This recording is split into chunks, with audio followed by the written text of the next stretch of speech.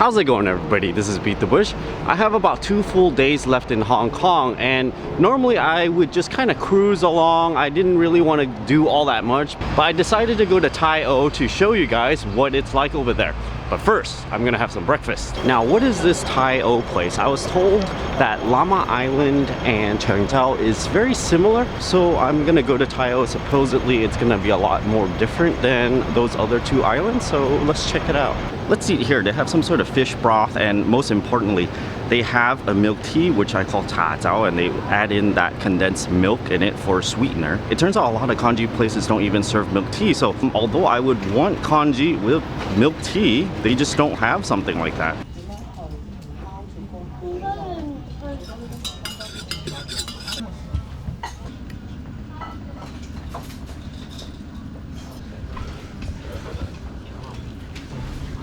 So that whole thing turns out to be $3.50. How much can I make a breakfast meal? I'd say about $2 to $3 or so. So it's really close to the cost of what I need to pay to make the same thing.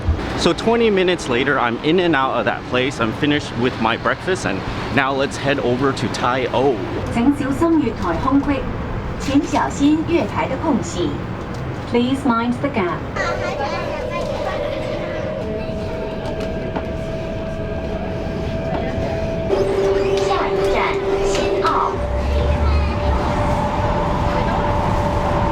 Tai O.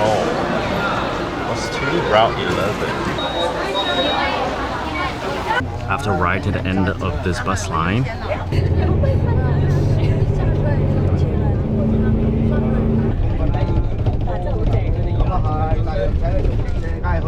That's a 42-minute bus ride from the Tongcheng subway station.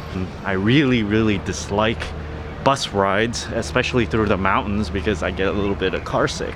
We are at Tai O. Why are we here? I don't know. So we're gonna go explore and see what's here.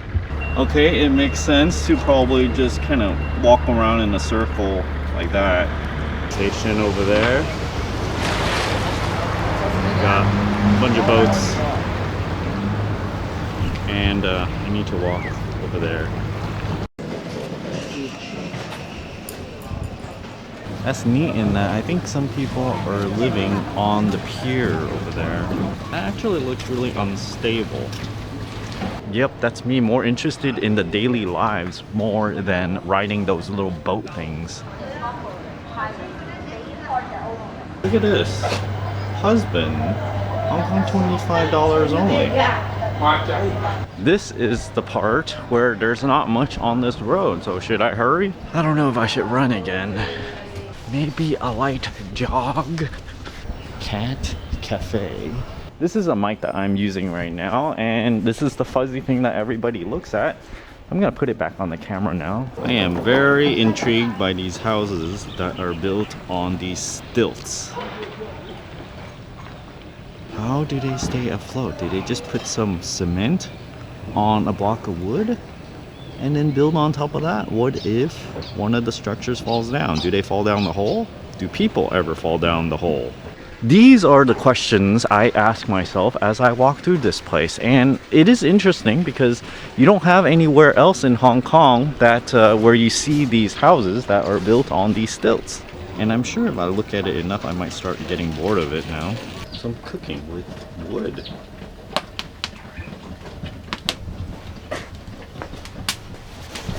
We do have electricity here. You can see it runs to some of the houses. Here's a rundown example of one of the places. I assume someone abandoned it. All the floorboards are all torn. I guess that's what happens if you don't keep it up. All the way in there though, you do see a living room that might be a little intact. So people do have boats over here. And these stilt structures seems like they're not all completely cemented down. Some of them are just regular pieces of wood. I guess they just attach it, you know, push it down as far as they can and, you know, call it a day. Whereas you have those other ones that has a little bit bigger thing at the bottom over there with a bit of cement in it, and I guess they provide a bit more structure to hold up everything else.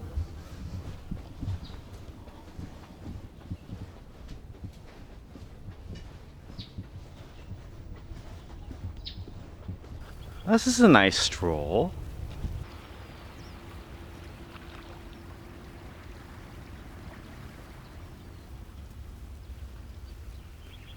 I suggest that they need to have someone clean up all this garbage and it'll make the place a lot nicer.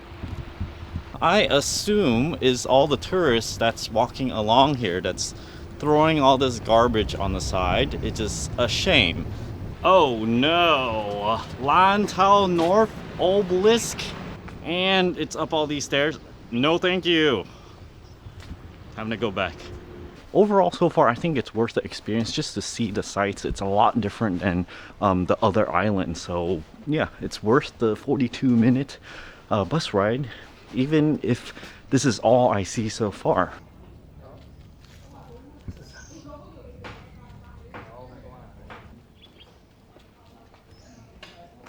Nope, I think it's dead already.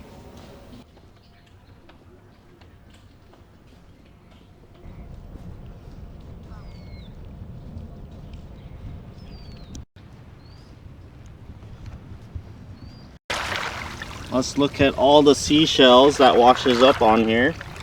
They are quite large. My hand, for comparison, this one looks like an oyster.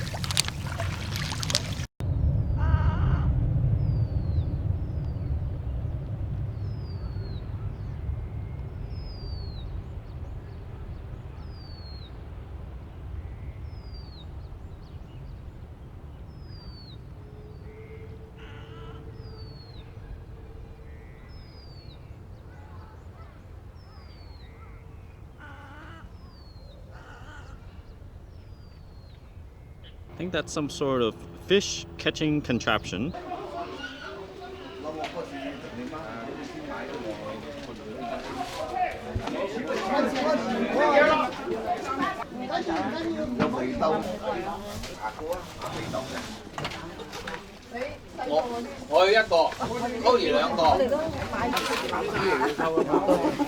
What's this one?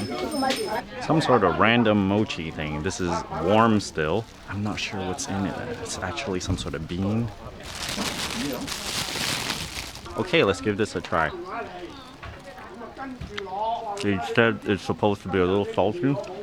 I'm okay with that. It's nice to have a little snack along the way. 7 Hong Kong dollars, so $1 US. Oh my god, this one looks like a bird.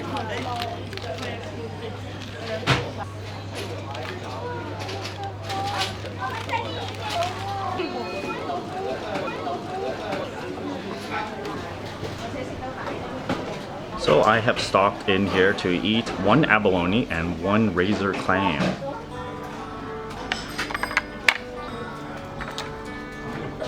It's good.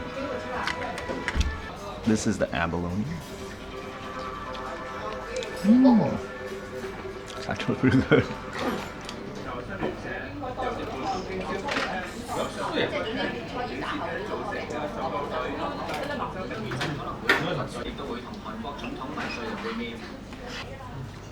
This is the shrimp. That's good. Here is a scallop. Look at this.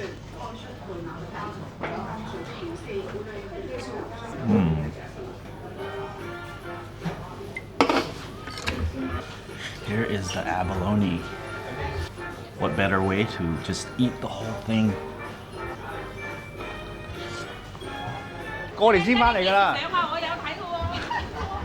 So out of this chance encounter, I went into this place. It was really, really good. I think they call it Batty Girl or something. But if you go to Tai O, you will pass by this place and stop by, have some fresh seafood.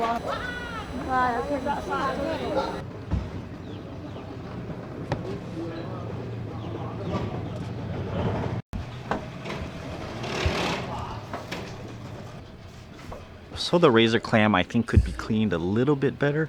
There were just, 1 or 2 pieces of sand in it, but what can you expect? The first abalone was very delicious. It was not overcooked at all. The second one was overcooked a little tiny bit, but it was still good. The shrimp was also overcooked a little tiny bit, but it was also still good. And then I also had the scallop, which was perfectly done. So the timing of cooking the seafood is very, very critical. You can just be off, you know, if you just cook it just 10 more seconds and it's, you know, a little bit too overcooked already.